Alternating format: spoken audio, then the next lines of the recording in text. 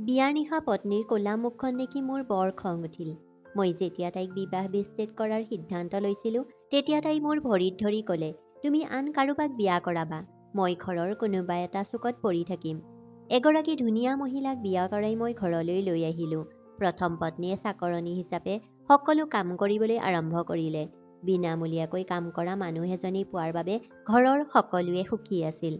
কিন্তু এটা ৰাতি হঠাতে বাহিৰত থিয় হৈ একান্ত মনে মোৰ ঘৰৰ দুৱাৰখন চাই আছিলোঁ। কিয় নাজানো, আজি দুৱাৰখন খুলি ভিতৰলৈ যোৱাৰ সাহস নহ'ল। ওচৰৰ মন্দিৰৰ পৰা যেতিয়া ভজনৰ শব্দ প্ৰতিধ্বনিত হ'ল, মই আকাশৰ ফালে চালোঁ। শীতৰ সন্ধিয়াটো অতি সোনকালেই ৰাতিৰ চিয়াহী আন্ধাৰলৈ পৰিণত হ'বলৈ ধৰিলে। দীঘলকৈ উশাহ এটা ল'লোঁ। ইচ্ছা হওক বা নহওক, শেষত ঘৰলৈ যাবলগীয়া হ'ল। ইয়াৰ বাহিৰে মোৰ কোনো গন্তব্যস্থান নাছিল। দুৱাৰখন খুলি ভিতৰলৈ সোমালোঁ। গোটেই ঘৰখন সদায়ৰ দৰেই জিলিকি উঠিছিল। মাৰ্বলৰ মজিয়াত মোৰ প্ৰতিফলন দেখা পালোঁ। সন্ধিয়াৰ এই সময়তো ঘৰৰ ক'তো ধূলিৰ লেখ জোখ নাই। ঘৰখন যেন কেইবাবাৰো চাফা কৰা হৈছে। মোৰ জোতাযোৰত বোকা আছিল। আগবাঢ়ি যোৱাৰ লগে লগে মজিয়াত মোৰ ভৰিৰ ছাপবোৰ বহিবলৈ ধৰিলে। ড্ৰয়িং ৰুমত সোমোৱাৰ লগে লগেই মোৰ চকু ভিতৰৰ দৃশ্যটোৰ ওপৰত পৰিল। তাত আছিল উত্তেজনা। মোৰ পত্নীয়ে ৰঙা পোছাক পিন্ধি টিভি চাই আছিল। হাতত চাহ একাপ আছিল। তাইক দেখি মোৰ ওঠত হাঁহি বিয়পি পৰিল। তাই বৰ ধুনীয়া আছিল। এটা সন্তানৰ মাক হোৱাৰ পিছতো তাইৰ সৌন্দৰ্য কোনো ধৰণে কমি যোৱা নাছিল। মোক দেখাৰ লগে লগে তাই মোক তাইৰ ওচৰত বহিবলৈ ইংগিত দি পাকঘৰৰ ফালে ঘূৰি মাত দিলে, জীৱিকা, অমিতৰ বাবেও চাহ আনিবা। মই মনে মনে তাইৰ ওচৰত বহিলোঁ। আজি মোৰ মনটো বৰ বেয়া লাগি আছিল। মোৰ পত্নীয়েও মোৰ মুখলৈ চাই কিবা এটা বুজি পাইছিল। তাই কিবা কিবি কথা পাতি মোৰ মনোযোগ আঁতৰাবলৈ চেষ্টা কৰিছিল। হয়তো তাইও অনুমান কৰিছিল যে মই কি চিন্তাত পৰিছোঁ। অলপ সময়ৰ ভিতৰতেই জীৱিকাই চাহ একাপ লৈ পাকঘৰৰ পৰা ওলাই আহিল। তাইক দেখি মই থতমত খালোঁ। কিন্তু চাহখিনি থৈ তাই মনে মনে উভতি গ'ল। মোৰ পত্নীয়ে সন্ধিয়াৰ আহাৰ গ্ৰহণৰ বাবে দীঘলীয়া তালিকা এখন জীৱিকাৰ হাতত তুলি দিলে। তাই মূৰ দুপিয়াই পাকঘৰৰ ফালে ঘূৰি গ'ল। বাটত মাটিত পৰি থকা খেলনাবোৰ গোটাই টেবুলত থৈ দিলে। মোৰ চকুৱে দেখা নোপোৱালৈকে তাইৰ পিছে পিছে গৈ থাকিল। কিন্তু এতিয়া মই বাধ্য হৈ পৰিছোঁ। হাতত চাহ একাপ আছিল যদিও মোৰ মনটো ক'ৰবাত আছিল। ৰাতিৰ আহাৰ বৰ সুস্বাদু আছিল। যেন জীৱিকাৰ হাতত যাদু আছিল। মোৰ পত্নীয়ে অবিৰতভাৱে কথা পাতি আছিল আৰু মই মনে মনে তাইৰ কথাৰ উত্তৰ দি থাকিলোঁ। খোৱাৰ পিছত সোনকালে শুই পৰিলোঁ। মই নাজানো কেনেধৰণৰ বোজা মোৰ মনত আছিল যে বহু সময় বিচনাত বাগৰি থাকিও মোৰ টোপনি নাহিল। মোৰ পত্নী গভীৰ টোপনিত আছিল। শুই থকা অৱস্থাতো তাইৰ ধুনীয়া মুখখন দেখাটো কঠিন হৈ পৰিছিল। মই মনে মনে উঠি কোঠাটোৰ পৰা ওলাই আহিলোঁ। মাত্ৰ কোঠাটোত ইফাল সিফালে খোজকাঢ়ি থাকোঁতে এটা অদ্ভুত শব্দ শুনিলোঁ। মোৰ খোজবোৰ অনিচ্ছা সত্ত্বেও সেই দিশৰ ফালে আগবাঢ়ি গ'ল, যিটো দিশৰ পৰা শব্দটো আহি আছিল। কোঠাটোৰ দুৱাৰখন খোলা আছিল। মই অলপ হেঁচা মাৰি দুৱাৰখন খুলিলোঁ। সন্মুখৰ দৃশ্যটো দেখাৰ লগে লগে মোৰ ওঠৰ পৰা ডিঙি চেপি ধৰা চিঞৰ এটা ওলাই আহিল। যি দেখিলোঁ তাৰ পিছত মোৰ বাবে নিজকে নিয়ন্ত্ৰণ কৰাটো অসম্ভৱ হৈ পৰিল। সেইবাবেই আজি মোৰ মনটো গধুৰ হৈ পৰিল। ৰাতিপুৱাৰ পৰাই মোক খেদি ফুৰা এটা অজান ভয় আছিল। আজি সেই ভয়টো মোৰ নিজৰ চকুৰে বাস্তৱত পৰিণত হোৱা দেখিলোঁ। মই দৌৰি আহিলোঁ মোৰ কোঠালৈ। মোৰ উশাহ নিশাহ সামান্য হোৱা নাছিল আৰু ঘামো ওলাইছিল। এই ঠাণ্ডা বতৰতো মোৰ শৰীৰত পিন্ধা কাপোৰে বিন্ধিবলৈ ধৰিলে। মোৰ হৃদয়খন জোৰেৰে ধপধপাই আছিল। ৰৈ যোৱা নাছিল চকুলো। কোনোবাই যদি মোৰ দৰে এজন শক্তিশালী মানুহক ৰাতিৰ নিস্তব্ধতাত কান্দি থকা দেখিলেহেঁতেন, কোনে জানে তেওঁ কি ভাবিলেহেঁতেন। কিন্তু সত্যটো আছিল যে অতীতে মোক সম্পূৰ্ণ জোৰেৰে জোকাৰি গৈছিল। ইচ্ছা কৰিলেও ৩ বছৰৰ আগৰ সেই ঘটনাটো মনত পৰাৰ পৰা নিজকে বাধা দিব নোৱাৰিলোঁ। মোৰ সমগ্ৰ জীৱনটো ওলোটা কৰি পেলোৱা ৩ বছৰৰ আগৰ সেই ঘটনাটো মনত পৰাৰ পৰা নিজকে ৰখাব নোৱাৰিলোঁ। আমি দক্ষিণৰ দেশৰ লগত সম্বন্ধ ৰখা এটা পৰিয়াল। পঢ়া শুনা কৰি ইংলেণ্ডৰ পৰা উভতি আহোঁতে মোৰ ব্যক্তিত্বত এক বেলেগ জিলিকনি আছিল। মই নিজকে বতাহত উৰি যোৱা যেন অনুভৱ কৰিলোঁ। গোটেই পৰিয়ালটোত মোৰ লগত প্ৰতিযোগিতা কৰিব পৰা ল'ৰা নাছিল। ইয়াত মানুহে ভাৰতৰ ভিতৰতো পঢ়িবলৈ হাহাকাৰ কৰে। তেওঁলোকৰ পিতৃ মাতৃয়ে কম বয়সতেই যিকোনো কৰ্ম বা দোকানত কাম কৰিবলৈ পঠিয়াই দিয়ে। কিন্তু মোৰ মা দেউতা এনেকুৱা আছিল যে কঠোৰ পৰিশ্ৰম কৰিও মোক ইংলেণ্ডত পঢ়িবলৈ পঠিয়াই দিলে। মই নিজেই সক্ষম আছিলোঁ, গতিকে বৃত্তিও পাইছিলোঁ। 4 বছৰ ইংলেণ্ডত পঢ়াৰ পিছত মোৰ সমগ্ৰ জীৱনটো ওলোটা কৰি পেলোৱা 3 বছৰৰ আগৰ সেই ঘটনাটো মনত পৰাৰ পৰা নিজকে ৰখাব নোৱাৰিলোঁ। ঘূৰি আহোঁতে মই সম্পূৰ্ণ সলনি হৈ গৈছিলোঁ। ঘৰলৈ অহাৰ উদযাপনত মায়ে গোটেই পৰিয়ালটোক ভোজৰ বাবে মাতিছিল। পৰিয়ালৰ মহিলাসকলে মোৰ কপালত চুমা খাই মোৰ বাবে প্ৰাৰ্থনা কৰি আছিল। মই সকলো বুজি পাইছিলোঁ। ছোৱালীকেইজনীয়ে গোপনে মোৰ ফালে চাই ইজনীয়ে সিজনীক ইংগিত দিছিল। প্ৰতিটো পৰিয়ালৰ ইচ্ছা আছিল যে মই তেওঁলোকৰ জোৱাই হওঁ। এই চিন্তাই মোক অলপ অহংকাৰী কৰি তুলিলে। আৰু কিয় অহংকাৰী নহ'ম? মই ধুনীয়া, শিক্ষিত, ভাৰতলৈ অহাৰ লগে লগে ভাল চাকৰি এটা পালোঁ। এতিয়া এনে লাগিল যেন ঘৰখনত টকাৰ সোঁত বৈছে। এই সকলোবোৰ কথাই মিলি মোৰ ব্যক্তিত্বক এক অদ্ভুত গৌৰৱেৰে ভৰাই তুলিছিল। পাৰ্টিৰ সময়তো বহু ছোৱালীৰ চকু মোৰ ওপৰত অনুভৱ কৰিছিলোঁ যদিও মোৰতো জোকাৰিলোঁ। মই মোৰ নিজৰ ইচ্ছামতে বিয়া কৰাম আৰু মোৰ পত্নীৰ মোৰ সৈতে একেবাৰে সমান হ'ব লাগিব। এই চিন্তাই মোৰ হৃদয়ত গভীৰ স্থান লাভ কৰিছিল। পাৰ্টি শেষ হোৱাৰ লগে লগে মাক বাচন বৰ্তন সামৰি থাকোঁতে বৰ সুখী যেন লাগিল।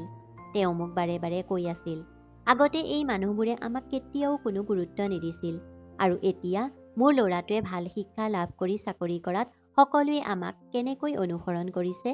মায়ে বৰ গৌৰৱেৰে এই কথা কৈ আছিল। মই হাঁহি এটা মাৰিলোঁ। তাৰ পাছত মায়ে দেউতাৰ কাষত বহি এজন আত্মীয়ৰ কথা ক'বলৈ ধৰিলে। জীয়েকক মোলৈ বিয়া দিয়াৰ কথা কৈছিল। মোৰ খং উঠিল। মা, মোৰ সম্পৰ্ক দেখাৰ কোনো প্ৰয়োজন নাই। মই নিজৰ ইচ্ছামতেই বিয়া কৰিম, মই ক'লোঁ। কিন্তু মাৰ মুখখন কঠোৰ হৈ পৰিল। তেনেকুৱা কথা কোৱাৰ পৰা সাৱধান। নিজৰ ইচ্ছামতে ক'ৰ পৰা কেনেকুৱা ছোৱালী লৈ আনিবা ঠিক নাই। বিয়াৰ আগতে ছোৱালীৰ প্ৰথম জাতি, পৰিয়ালৰ নাম সকলো চাব লাগিব। আৰু আটাইতকৈ ডাঙৰ কথাটো হ'ল ছোৱালীজনী গৃহিণী হ'ব লাগে। সেয়ে মোৰ ইচ্ছা অনুসৰিহে বিয়া কৰিম। আৰু চিন্তা নকৰিবা, মই তোমাৰ বাবে হীৰাৰ দৰে ছোৱালী বিচাৰিম। মাৰ কথাত মই হাঁহি এটা মাৰিলোঁ। ময়েই বিচাৰি পাওঁ বা মায়েই বিচাৰক, মোক হীৰাৰ দৰেই ছোৱালী লাগে। ইফালে মোৰ মোবাইলত কাৰোবাৰ ফোন আহি আছিল। হাতত মোবাইলটো লৈ ঘৰৰ বাহিৰলৈ ওলাই আহিলোঁ। কিন্তু মনটো তেতিয়াও মাৰ কথাত আবদ্ধ হৈ আছিল। ইতিমধ্যে মোৰ হৃদয়ত বিয়াৰ সপোন আছিল। আৰু যিয়েই নহওক, কোনটো ডেকা ল'ৰাই বিয়া কৰাবলৈ ইচ্ছা নকৰিব? ভাল ঘৰ, ভাল শিক্ষা আৰু ধনৰ অভাৱ নাছিল। এতিয়া মোৰ জীৱনত মাথো প্ৰয়োজন হৈছিল এগৰাকী ধুনীয়া পত্নী, যিয়ে মোৰ লগত খোজ মিলাই খোজ কাঢ়িব পাৰে। এদিন কৰ্মস্থলীৰ পৰা আহোঁতে ঘৰখনত কিবা অস্বাভাৱিক কাম কাজ লক্ষ্য কৰিলোঁ। মই কোঠাত সোমাওঁতেই সন্মুখত বহি থকা এগৰাকী মহিলা দেখা পালোঁ, যিগৰাকীয়ে হঠাতে উঠি মোৰ ফালে চাই মোৰ কপালত চুমা খাবলৈ ধৰিলে। ভালদৰে চাওঁতে তেওঁৰ মুখখন চিনাকি যেন লাগিল। মই প্ৰশ্নবোধক চকুৰে মাৰ ফালে চালোঁ। মায়ে হাঁহিলে। এইজনী তোমাৰ পেহী, যি আন এখন চহৰত থাকে। তোমাৰ ইংলেণ্ডৰ পৰা অহা খবৰটো পাই তোমাক লগ কৰিবলৈ আহিছিল। মায়ে কোৱা কথাখিনি বুজি পাই মই মূৰ দুপিয়াই দিলোঁ। পেহীয়ে মোৰ প্ৰতি বৰ মৰমেৰে আচৰণ কৰি আছিল। তাইৰ গিৰিয়েকো তাইৰ লগত আছিল। সিও ধুনীয়া মানুহ যেন লাগিছিল। হয়, সিহঁত চেহেৰাৰ পৰা এনে লাগিছিল যেন সিহঁত বৰ ধনী নহয়। কাপোৰবোৰ সাধাৰণ যদিও পৰিষ্কাৰ আৰু ভালদৰে ইস্ত্ৰি কৰা আছিল। দেউতাই তেওঁক বৰ মৰমেৰে ব্যৱহাৰ কৰি আছিল। মায়েও বাৰে বাৰে তেওঁৰ সন্মুখত খাদ্যবস্তু ৰাখিছিল। এই সকলোবোৰ অলপ আচহুৱা যেন লাগিল, কাৰণ মায়ে কেতিয়াও শহুৰেকৰ ঘৰৰ মানুহৰ প্ৰতি ইমান আদৰ সন্মান কৰা নাছিল। কিন্তু মই মোৰ কোঠালৈ গ'লোঁ। বহু সময় বাহিৰত আলোচনা চলি থাকিল। সকলোৱে নিজৰ মাজতে হাঁহি ধেমালি কৰি থাকিল। পিছদিনা ৰাতিপুৱা মই কামলৈ গ'লোঁ। ঘূৰি আহোঁতে মা বৰ সুখী হৈ পৰিল। তেওঁ ক'লে যে পেহীহঁত ইয়ালৈ আহিছে কাৰণ তেওঁলোকে মোক তেওঁলোকৰ ছোৱালীজনীৰ সম্পৰ্কটো দিব বিচাৰে। মই গৌৰৱেৰে হাঁহি এটা মাৰিলোঁ। এতিয়া মানুহবোৰ ঘৰলৈ আহি মোক নিজৰ ছোৱালীৰ সম্পৰ্কবোৰ দিবলৈ সাজু হৈ উঠিল। মা বৰ সুখী হৈছিল আৰু তেওঁ এই সম্পৰ্কত মান্তি হৈছিল। কিন্তু মই অলপ সংকোচ কৰিছিলোঁ। ছোৱালীজনীক চাব আৰু তেওঁক লগ কৰিব বিচাৰিছিলোঁ। মাক মোৰ মনৰ কথা কওঁতে হাঁহি হাঁহি ক'লে, চিন্তাৰ প্ৰয়োজন নাই, মই তাইক দেখিছোঁ। তাই বৰ ধুনীয়া আৰু তোমাৰ সকলো আশা পূৰণ কৰিব। তেওঁলোক আন এখন চহৰত থাকে আৰু দুখীয়াও, গতিকে ছোৱালীজনীক চাবলৈ যোৱাটো সম্ভৱ নহয়। মই সোনকালেই বিয়াখন হোৱাটো বিচাৰোঁ আৰু মোৰ হাড়বোৰত তোমাৰ কামবোৰ সহ্য কৰিব পৰাকৈ শক্তি নাই। তোমাৰ পত্নী আহিলে তোমাৰ যত্ন ল'ব। মাৰ কথা শুনি মই ইচ্ছা কৰিলেও না কৰিব নোৱাৰিলোঁ। মই জানিছিলোঁ যে মায়ে ইমান সোনকালেই একো ভাল নাপায়। তেওঁ যদি কাৰোবাৰ বিষয়ে কিবা প্ৰশংসা কৰিছে তেন্তে সঁচাকৈয়ে ভাল হ'ব লাগিব। মই বিয়াত মান্তি হ'লোঁ। লগে লগে ঘৰতে আৰম্ভ হ'ল বিয়াৰ প্ৰস্তুতি। মোৰ ভৱিষ্যত পত্নীৰ লগত কেনেবাকৈ কথা পাতিবলৈ যৎপৰোনাস্তি চেষ্টা কৰিলোঁ, কিন্তু মই গম পালোঁ যে তাইৰ হাতত মোবাইল ফোনো নাই। মই নিজকে সান্তনা দিলোঁ, বিয়ালৈ কিমান দিননো বাকী। অফিচৰ সকলো বন্ধুৱে মোৰ বিয়াৰ কথা গম পাইছিল আৰু সকলোৱে মোক অভিনন্দন জনাইছিল। তেওঁলোক সকলোৱে ধনী ঘৰৰ মানুহ আছিল, গতিকে মই বিচাৰিছিলোঁ যেতিয়া মই মোৰ পত্নীৰ সৈতে মঞ্চত যাওঁ তেতিয়া সকলোৰে চকু আমাৰ ওপৰত থ'ব। বিয়াৰ দিনটোও আহিল। বিয়াৰ বাবে মই উদাৰতাৰে খৰচ কৰিলোঁ। বিয়াৰ বৰযাত্ৰালৈ আমি আন এখন চহৰলৈ যাব লগা হ'ল। যাত্ৰাৰ ক্লান্তিয়ে আমাৰ সকলোকে ক্লান্ত কৰি পেলাইছিল যদিও মই মোৰ বিয়াত সুখী আছিলোঁ। অৱশ্যে সৰু ঘৰ এখনত দৰা হিচাপে বহি থাকোঁতে মোৰ শ্বাসৰুদ্ধ হ'বলৈ ধৰিলে। তাত বহি মোৰ বৰ বেয়া লাগিল। আগতেই মই মাক কৈছিলোঁ যে বিয়াখন বিবাহ ভৱনত হ'ব লাগে বুলি পেহীক কওক, কিন্তু মায়ে ক'লে তাই নিজৰ ঘৰখনতেই বিয়াৰ বাবে ব্যৱস্থা কৰি লৈছিল। ইচ্ছা কৰিলেও একো ক'ব নোৱাৰি মনে মনে সহ্য কৰি থাকিলোঁ। মই মোৰ কইনাৰ বাবে আগ্ৰহেৰে অপেক্ষা কৰি আছিলোঁ। অলপ সময়ৰ ভিতৰতেই বিবাহ মন্ত্ৰ আবৃত্তি কৰি বিবাহ সম্পূৰ্ণ হ'ল। প্ৰশ্নবোধক চকুৰে মাৰ ফালে চালোঁ। মোৰ ভোক লাগিছিল, কিন্তু কইনাৰ ফালৰ পৰা কোনো খাদ্য পানীয়ৰ ব্যৱস্থা নাছিল। অৱশেষত ক্লান্তি অনুভৱ কৰি শহুৰক সুধিলোঁ। মোৰ প্ৰশ্ন শুনি তেওঁ নিমাত হৈ পৰিল। তেতিয়া তেওঁ ক'লে, বাপা, আমি ইতিমধ্যে তোমালোকক কৈছিলোঁ যে আমি বিয়াৰ আলহীক খুৱাব নোৱাৰোঁ। আমি আগতেই তোমাৰ মাৰ লগত কথা পাতিছিলোঁ। তেওঁ কৈছিল যে আমি বিয়াৰ আলহীক খোৱাৰ ব্যৱস্থা নিজেই কৰিম। তেওঁ অতি সাধাৰণভাৱে এই কথা কৈছিল যদিও মোৰ ওপৰত যেন পাহাৰ এটা খহি পৰি গৈছে। মোৰ বৰ খং উঠিল। এইটো মোৰ বাবে এটা ডাঙৰ অপমান আছিল। মোৰ লগত অহা অতিথিসকলে খাদ্যৰ বাবে ইফাল সিফাল কৰি আছিল আৰু মোৰ মুখখন লাজত ৰঙা হৈ পৰিছিল। শহুৰৰ বিৰুদ্ধে এইটোৱেই হৈ পৰিল মোৰ হৃদয়ৰ প্ৰথম গাঁঠি। মনে মনে উঠি চিনাকি এজনক ফোন কৰি ৰাতিৰ আহাৰৰ ব্যৱস্থা কৰিবলৈ ক'লোঁ। কিছু সময়ৰ পাছত বিয়াৰ আলহীৰ খাদ্য আহি পালেহি। মাক কিবা এটা সুধিব মন গ'ল, কিন্তু সময় ঠিক নহ'ল। মই নিজকে বুজাই দিলোঁ, একো নহয়। মোৰ কইনাক আনি মোৰ সন্মুখত বহিবলৈ দিয়াত মোৰ অলপ ভাল লাগিল। কইনাজনী ওখ আছিল আৰু মূৰত দীঘলকৈ ওৰণি আছিল। তাইৰ সুসজ্জিত চেহেৰাটো দেখি মই অনুভৱ কৰিলোঁ যে তাই নিশ্চয় ধুনীয়া। এতিয়া মই ঘৰলৈ যাবলৈ খৰখেদাকৈ আছিলোঁ। অলপ সময়ৰ ভিতৰতেই বিয়াৰ গাড়ী চহৰলৈ ৰাওনা হ'ল। ঘৰ পাওঁতে ৰাতি হ'ল। মই অধৈৰ্য হৈ পৰিছোঁ, কিন্তু মাৰ আকৌ নীতি নিয়ম শেষেই নোহোৱা হ'ল। এইবোৰ কৰি থাকোঁতেই ৰাতি 12 বাজিছিল। অৱশেষত মই মোৰ ৰুমলৈ যাব বিচৰা বুলি মাক ইংগিত দিলোঁ। সকলোৱে মোৰ ইংগিত দেখি হাঁহিবলৈ ধৰিলে।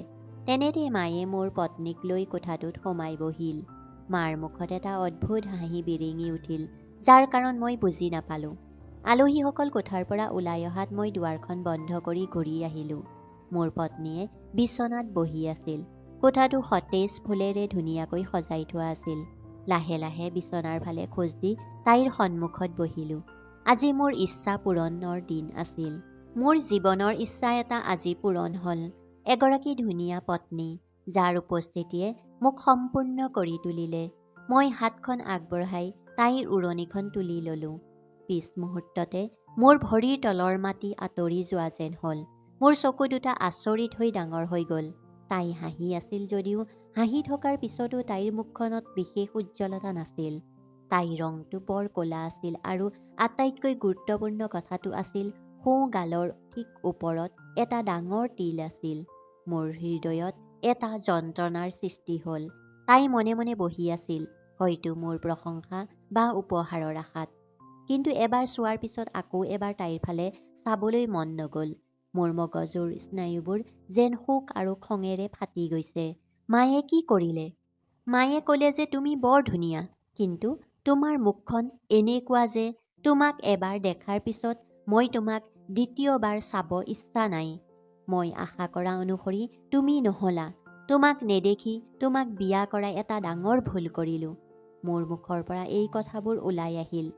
এতিয়ালৈকে লাহে লাহে হাঁহি থকাজনী হঠাৎ তাই মোৰ ফালে চাবলৈ ধৰিলে। মোৰ কথা শুনি তাইৰ চকুলো ওলাই আহিল।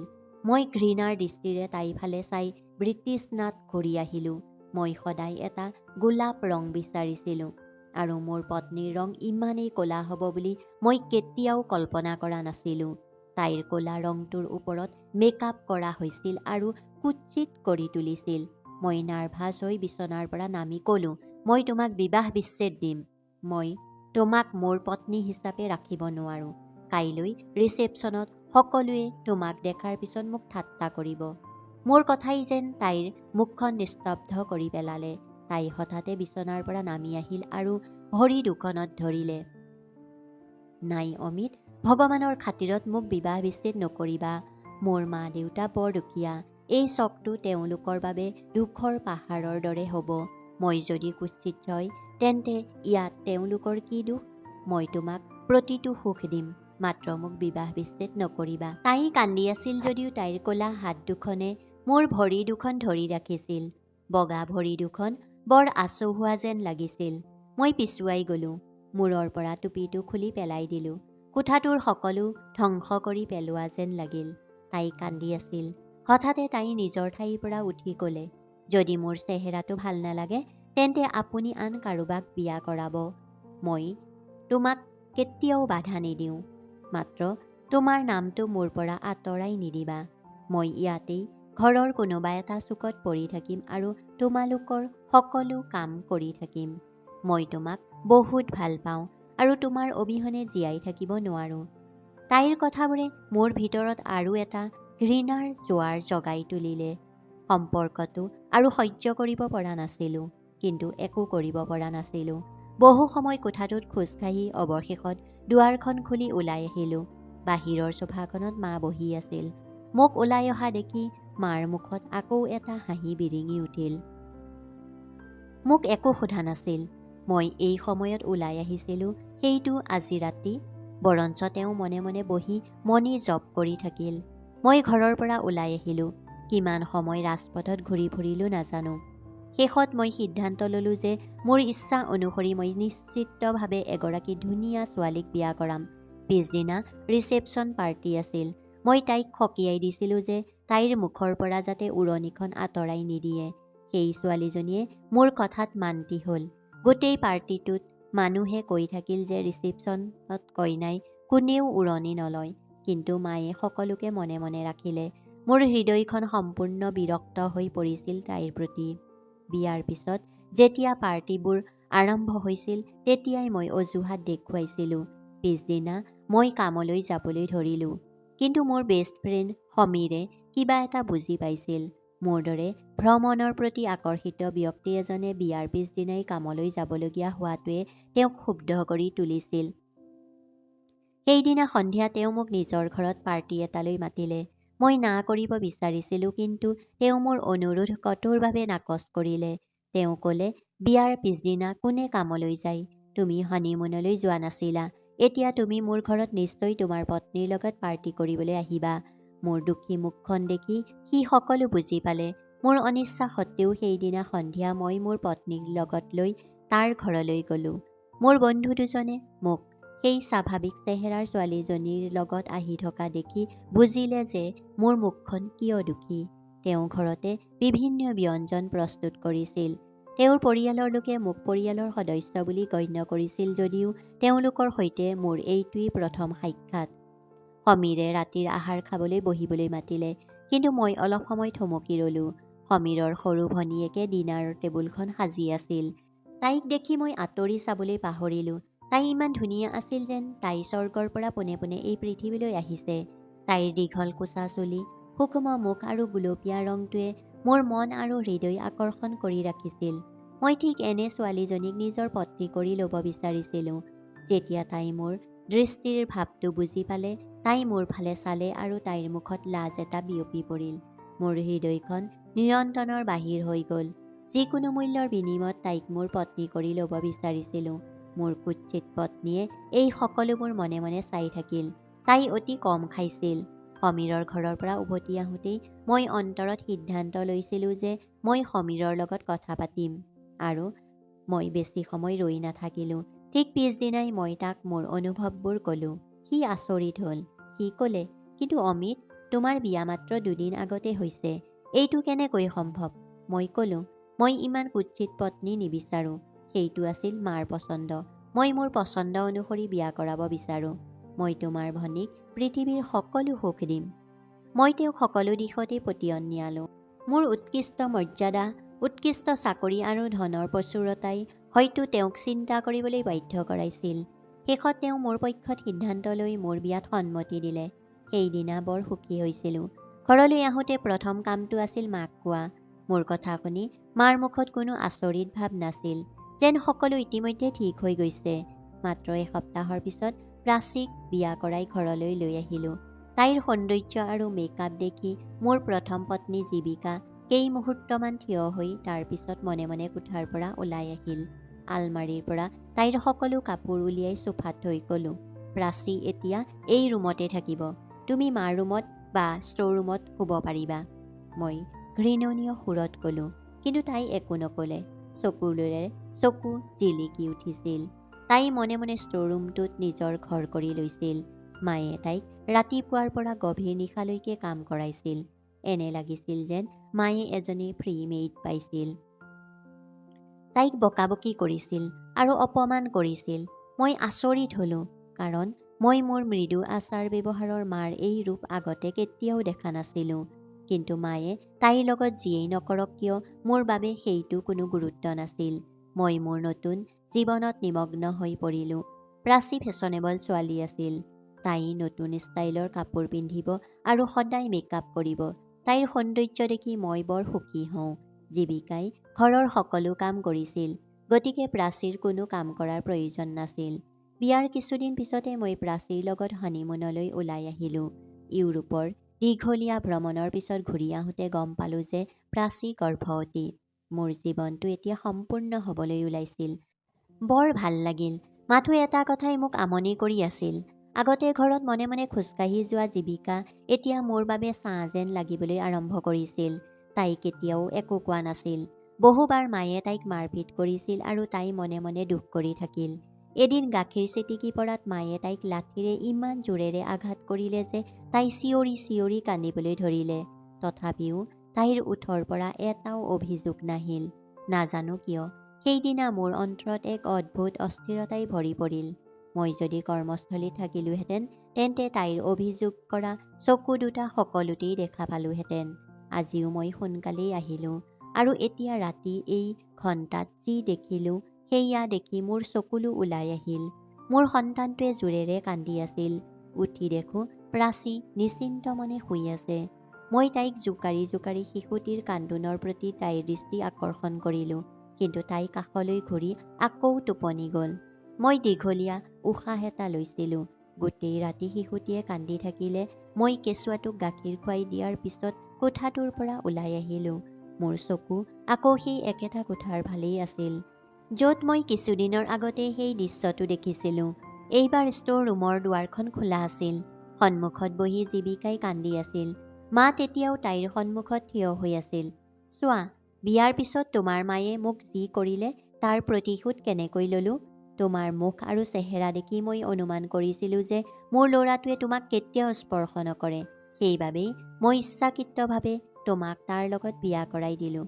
এতিয়া চোৱা, তুমি জাবৰৰ দৰে হৈ পৰিছা, আৰু তোমাৰ মায়ে হৃদয়ত যি কষ্ট অনুভৱ কৰি আছে সেই বেদনাই মোক বৰ সান্তনা দিয়ে। মাজনিশা ইয়াত ভগৱানৰ নাম জপ কৰি কি প্ৰমাণ কৰিব বিচাৰিছা? তুমি বেছি ভাল হ'বলৈ চেষ্টা কৰিছা নেকি? আহ, উঠ, মোৰ বাবে গৰম গাখীৰ অলপ আনি দে। মায়ে তাইক জোৰেৰে লাঠি মাৰিলে। তাই আকৌ হুমুনিয়াই কাঢ়ি মনে মনে নিজৰ ঠাইৰ পৰা উঠি আহিল। মোৰ ওপৰত যেন পাহাৰ এটা পৰি গ'ল। মায়ে মোক ব্যৱহাৰ কৰিছিল নিজৰ অতীতৰ প্ৰতিশোধ ল'বলৈ। পেহীয়ে সিহঁতক কি কৰিলে মই গম পোৱা নাছিলোঁ। কিন্তু এই সকলোবোৰত জীৱিকাৰ দোষ নাছিল। তাই মনে মনে মোৰ কাষেৰে পাৰ হৈ যাবলৈ ধৰিলে। মোৰ ফালে এবাৰ চকু ফুৰালে। মোৰ ভৰিৰ আঙুলিৰ পৰা মূৰলৈকে ঠাণ্ডা হৈ পৰিল। যদি তাই বহি মোৰ বিষয়ে ভগৱানৰ ওচৰত অভিযোগ কৰিছিল, তেন্তে ভগৱানে জানে মোৰ ভাগ্য কি হ'ব। অফিচৰ মানুহবোৰৰ পৰিৱৰ্তিত মুখবোৰলৈ মনত পৰিবলৈ ধৰিলে। মোৰ অভিযোগবোৰ বাৰে বাৰে বচক দিয়া হৈছিল। মোৰ সন্তানে গোটেই দিনটো অনাথ শিকেচুৱাৰ দৰে পৰি আছিল। প্ৰাচী তাইৰ সৌন্দৰ্যত মগ্ন হৈ পৰিছিল। জীৱিকাই মোৰ কাষেৰে পাৰ হৈ যাবলৈ ধৰোঁতেই মই তাইক হাতত ধৰিলোঁ। ৰাতিৰ এই সময়ত তুমি মোৰ পত্নীৰ লগত এনে আচৰণ কৰিব নোৱাৰা, মা। আজি যিখিনি শুনিছোঁ তাৰ পিছত মই এই পাপটো নিজৰ ওপৰত ল'ব নিবিচাৰোঁ। আজিৰ পৰা মই জীৱিকাক মোৰ পত্নীৰ মৰ্যাদা দিম। তাই আৰু ষ্ট'ৰৰুমত নাথাকিব, আন এটা কোঠাত থাকিব। এই দুয়োগৰাকী পত্নীৰ সৈতে ন্যায় কৰাটো এতিয়া মোৰ দায়িত্ব। আৰু আজিৰ পিছত তুমি মোৰ পত্নীক একো নক'বা। মই হাতখন ওপৰলৈ তুলি মাক ক'লোঁ। মাৰ মুখৰ ৰং হেৰাই গৈছিল, কিন্তু কিয় নাজানো অন্তৰত এটা অদ্ভুত শান্তি নামি আহিল। জীৱিকাৰ চকুলোৰে ভৰা চকুত এটা অনন্য সুখ দেখা গ'ল। তাইৰ মুখত হাঁহি বিৰিঙি উঠিল। মই তাইৰ মুখখনলৈ ভালদৰে চালোঁ। তাইৰ মুখত নিৰ্দোষতাৰে ভৰি পৰিছিল। তাই ধুনীয়া নাছিল যদিও কুৎসিতো নাছিল। মই তাইৰ হাতত আলফুলে ধৰি মোৰ কোঠাৰ ফালে লৈ গ'লোঁ। ৰাতিপুৱা হোৱাৰ লগে লগে মই ঘোষণা কৰিলোঁ যে মই মোৰ দুয়োগৰাকী পত্নীক সমান অধিকাৰ দিম। প্ৰাচীয়ে প্ৰথমতে বহুত কান্দিলে, কিন্তু তাৰ পিছত তাই নিমাত হৈ পৰিল, কাৰণ তাই মোৰ ধন সম্পত্তি হেৰুৱাবলৈ মান্তি হোৱা নাছিল। আৰু জীৱিকা, তাই ইমানেই সুখী হৈছিল যে প্ৰতিবাৰ উঠিলেই ভগৱানক ধন্যবাদ দিবলৈ নাপাহৰিছিল। এতিয়াও তাই আগৰ দৰেই ঘৰৰ সকলো কাম কৰে। পাৰ্থক্য মাথো এইটোৱেই আছিল যে এতিয়া তাইৰ চকুত চকুলোৰ সলনি সকলো সময়তেই হাঁহি এটা আছিল। তাইৰ সংগত থাকোঁতে মই উপলব্ধি কৰিলোঁ যে প্ৰকৃত সুখ দিয়া পত্নী কেনেকুৱা। মোৰ কাপোৰ আৰু জোতা সদায় ৰেডি কণ্ডিশ্যনত আছিল। তাই মোক নিজৰ হাতেৰে গৰম খাদ্য পৰিৱেশন কৰিছিল আৰু কেতিয়াও অভিযোগ নকৰিছিল। আৰু এতিয়া ময়ো হৃদয়ত সিদ্ধান্ত লৈছিলোঁ যে তাইৰ বিৰুদ্ধে যি অত্যাচাৰ কৰিছোঁ তাৰ প্ৰায়শ্চিত নিশ্চয় কৰিম। এই কাহিনীৰ নৈতিক বাৰ্তাটো হ'ল, প্ৰকৃত সুখ আৰু প্ৰকৃত সম্পৰ্ক কেৱল চেহেৰাৰ দ্বাৰাই নহয়, প্ৰেম, নিষ্ঠা আৰু সেৱাৰ দ্বাৰাহে সৃষ্টি হয়। যেতিয়া এজন ব্যক্তিয়ে নিজৰ ভিতৰলৈ চাই নিজৰ ভুলবোৰ মানি লয় আৰু সেইবোৰ শুধৰণি কৰাৰ সিদ্ধান্ত লয়, তেতিয়া তেওঁ সঁচাকৈয়ে ন্যায় কৰে, নিজৰ লগতে আনৰ প্ৰতিও। জীৱিকাৰ দৰে পত্নীৰ সন্মান আৰু মৰম পোৱাৰ বাবে অমিতে উপলব্ধি কৰিছিল যে প্ৰকৃত সৌন্দৰ্য বাহ্যিক নহয়, আভ্যন্তৰীণ, যিটো ত্যাগ, সেৱা আৰু হাঁহিত বাস কৰে। বন্ধু বান্ধৱীসকল, কাহিনীটো শুনি ভাল লাগিলে লাইক কৰিব, শ্বেয়াৰ কৰিব আৰু চেনেলটো ছাবস্ক্ৰাইব কৰিব নাপাহৰিব। ধন্যবাদ।